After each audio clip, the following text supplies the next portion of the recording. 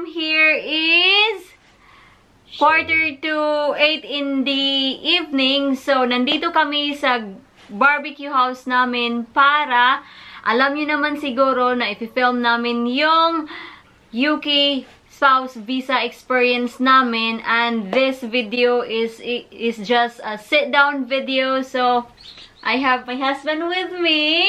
Oh, we're doing a visa video, are we? Yes! Okay, visa video.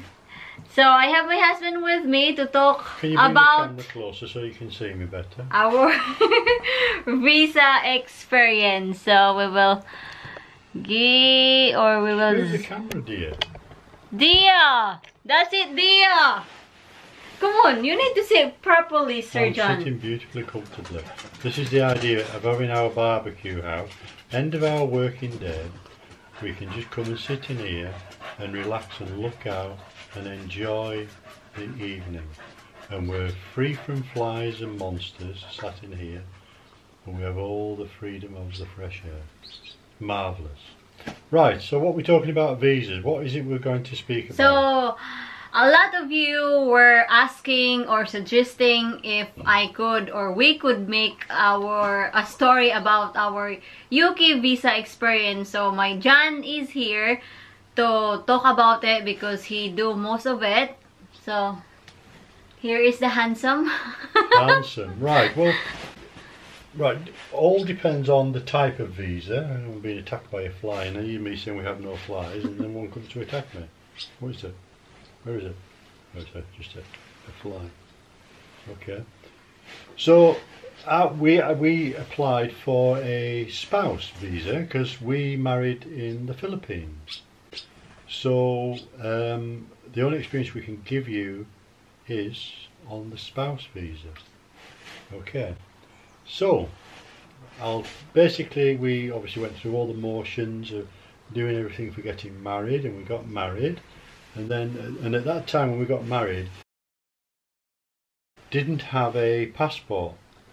So we decided to wait until we were married, and she could apply for her passport and put it in her married name, which does actually simplify things when it comes to the visa, because there's no two names and different names and what have you. So that's what we decided to do, because it only takes, how long did it take you to get the passport? 3 days. 3 days. You know, you go to Manila, okay, you've got to pay the money, you've got to stop in a hotel or whatever to do that, but you know, but there's different places as well you could apply. Yeah, so there are different places, but you did it there because you had to go to the CFO as well, didn't you? Yeah, CFO. We have to do the TB test, English test. So basically, we choose Manila to do everything in there. Yes, because everything was just in one city, and that was it. So basically, prior to going, we made all the appointments for you to go to CFO, passport office, TB test. English test. An English test, basically. So you was actually in Manila for 2 weeks. 2 weeks, 2.5 roughly, weeks. Roughly, yeah. Yeah. And we managed to get everything crammed in that period of time, and all done and dusted, basically. So anyway, once you've got your passport, and if you are married in the Philippines and you want to come to the UK, quite a simple process, providing you meet all the requirements. Right, and at the time, the requirements for us, this is just for us, what we had to do. Don't take this as a quote that you need this, because this was 2015. We are now 3 years down the line, so you would need to go onto the UK government website on the visa section to find out what the requirements are to qualify to apply for a visa. So I clearly emphasize this, always check to the last minute before you apply, because things are changing all the time. Okay, so keep that quite clear. Okay, right, so basically what we did, basically our requirements were you had to have an income and paying tax on the sum of £18,200, I think it was, or £600, one or the other. Then you had to have if you had a child to come with you, you had to have an additional earnings of, I think it was another £3,000 or £4,000 per child. But don't quote me because that could be completely wrong. We don't have the child, we were just purely ourselves. So that was that. So basically so you can do it on your earnings, you can do it just on if you've got savings, but you must have savings over £62,500, and that must savings, it must be what they call liquid savings. Basically you've got instant access to it, it can be spent, because you've got to have obviously around 30,000 or just under £30,000 per year to support each other for living in the UK. I don't know why it's such a high number, but it is. But you don't have to do it with all your savings. You can do it part savings and part salary, because if you're not earning 18,000 salary, say you're only earning 15,000, well, you can use your 15,000 salary, and then there is a calculation for how much savings you need to make the numbers up. You would need to speak to someone who actually does the visa process, who actually understands what they are, and they would actually tell you. But the simplest way is, if you've got savings, easiest way is to do it on your savings, or if you're 100% employed by somebody and paying tax on £18,200, then you will have no problem getting a visa. Another thing is you've got to provide information on where you're going to live, i.e. do you own your property. If you're got children, it must have so many bedrooms. I think it's a minimum of 2. You can be in rented accommodation, because a lot of people are now in the UK. Providing it fills the requirement, that would be fine. And basically we actually used a company down in London who specialised in visas, because we'd never done the process before. We thought it would be easier. Yes, it cost us £1,000 just for this company to do it, but knowing what I know now, I could actually quite do it simply myself. But if you let the experts do it, they are updating all the time on different legislations and changes in the rules. So in many ways it's advisable to use those, because them guys will not submit an application form unless it is correct, because your visa will cost you, just your visa alone, over £1,000. Now if your application is wrong and it's submitted, you've still got to pay your money, and if it's rejected, you lose your money. So these visa specialists, they don't allow any submissions until everything is correct in place, basically. So it's worth spending the extra money with them guys, and they will guarantee it will be okay for you. So that's what we did, and obviously we have to supply all the information. They just give us a list of what they want, we give them all that, they fill out the form, they put it in the right places, because the form must be 20-30 pages long. It is massive, but that was all done. You do have to pay a NHS fee, which I think, serving my memory correct, was about £850–900, which anyone has to pay coming into the UK. They've got to contribute that to the NHS, so you are not using government funds, basically, which is fair, it is right, which I completely agree with. So basically, by the time you have done your visa, you've paid for the company, because these companies will charge anywhere from £600–700 to £1,200. We were lucky, it cost us 6, I think, or 7. Visa at the time was over £1,000, and then NHS was. So basically you're looking £2,500, £2,800. That's what it cost us to do the visa process. And the company who did the visa, they did ask me when would we like the visa to start from. Now this was in October when we applied, I think it was. No, not October. November. Sorry, November, yeah. When we applied, and they said, oh, it's going to be into the next year. I said, no. I said, can you please put down, I think it was December 30. Yeah, December 30, 2015. They said, you will not get it. I said, please put it on the form, let's see what happens.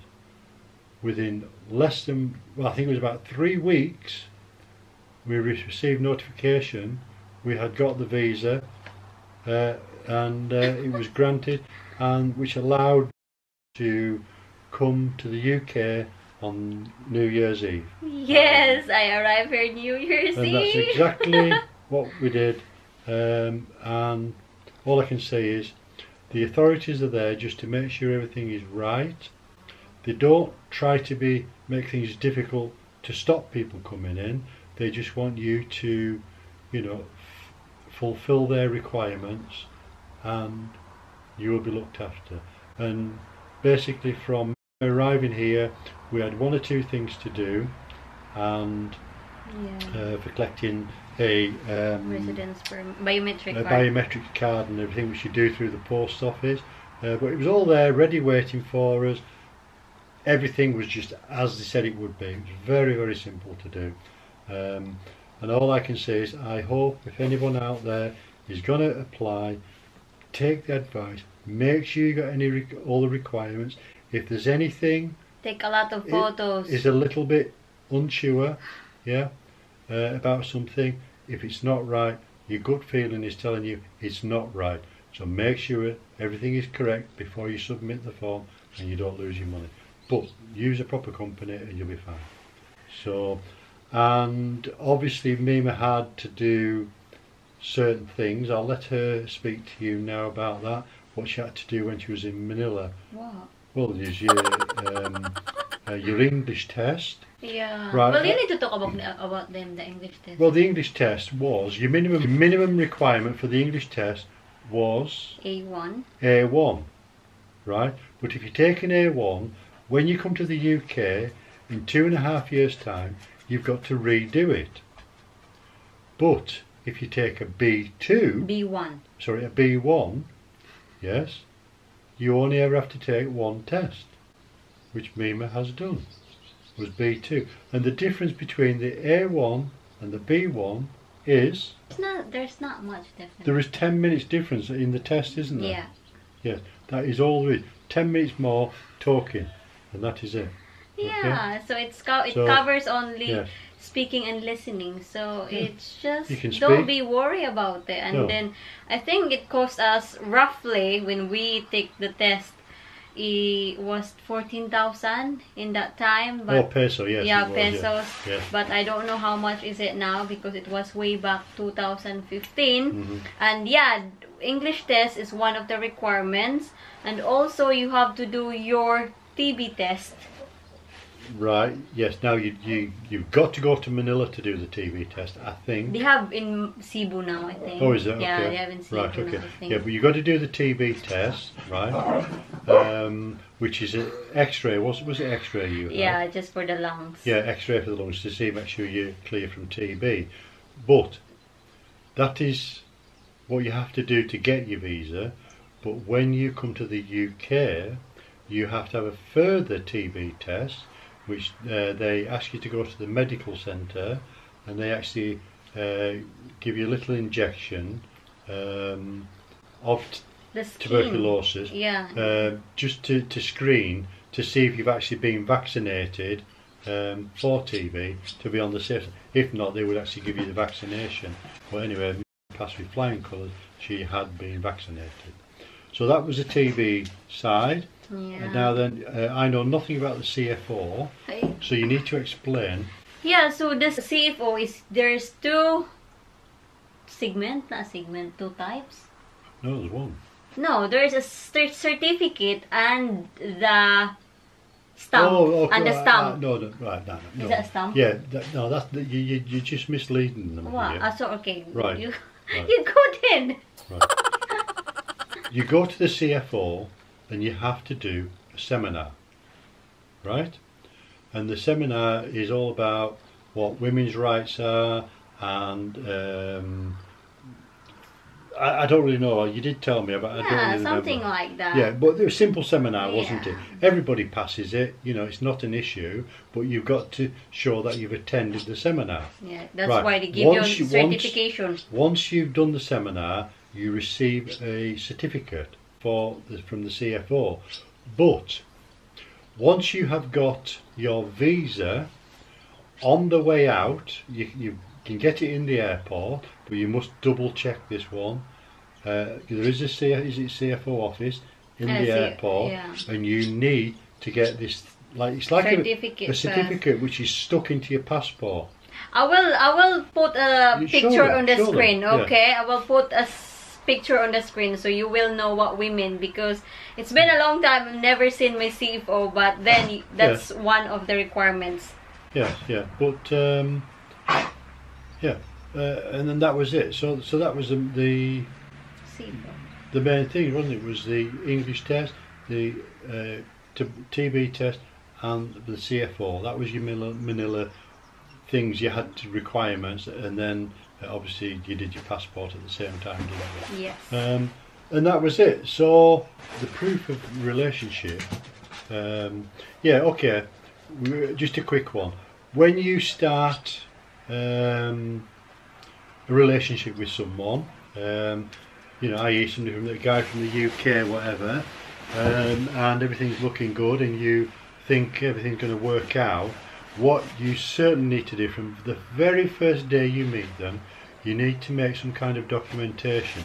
I.e., if you say you meet in Cebu or Manila, what you want to do is make sure you go to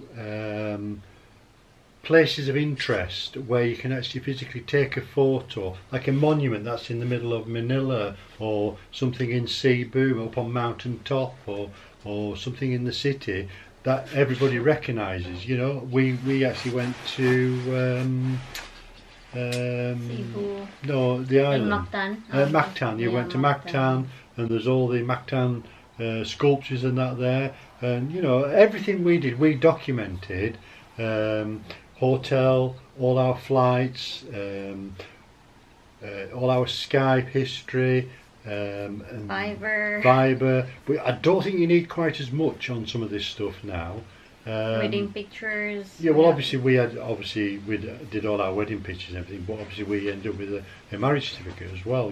So in general, just make sure you leave a paper trail of all the things you've done together, and that's it. That's our experience on spouse visa. If you're looking to marry in the UK, obviously then you would come on a fiancé visa, which, to be honest with you, I think the requirements are similar, but I don't know. You would really have to check out yourself. I don't want to quote anything because I don't want to mislead anyone. So all I say is happy reading, happy hunting, and all the information you require is on our government website for fiancé visa or spouse visa. So anyway, good luck in your future applications. Yeah.